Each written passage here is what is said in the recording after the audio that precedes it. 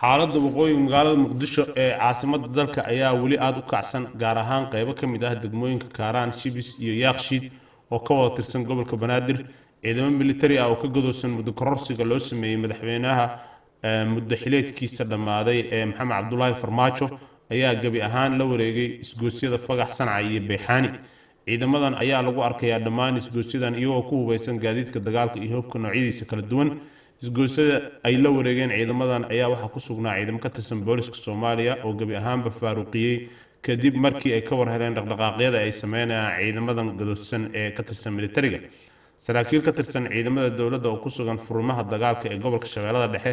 ayaa shabakadeena u xaqiijisay in inta badan ciidamadii halka ku sugnaa ay soo aadeen magaalada Muqdisho sidoo kale wararka dhinaca degmada Kaaraan iyo duleedka ayaa lagu soo waramayaa inay ku sugan yihiin ciidamo kale oo hogaaminayo kolonaysanay Cabdulla Gaab kuwaas oo iyana watay tobaneeyo baabuur oo nooca dagaalka ah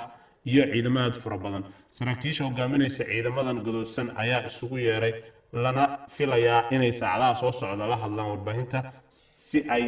u shaaciyaan ujeedka dhaqdhaqaaqooda dhinaca kale dowladda Soomaaliya oo arrintan ka war heshay ayaa maanta xirtay qaar ka mid ah wadooyinka waaweyn ee magaalada kuwaas oo la dhigay ciidamo dheeraad ah inkastoo markii dambe la furay dhammaan jidadkii la xiray kadib markii lagu guuldareystay in la xakameeyo ciidamada gadoodsan si kastaba xaaladda kacsanaanta ee laga dareemay Muqdisho ayaa ku soo aadaysa xilli siyaasiyiinta mucaaradka iyo dowladda dhexe ay isku khilaafeen arrinta muddo kordhinta kadib markii golaha shacabka uu meel mariyay qaraar doorasho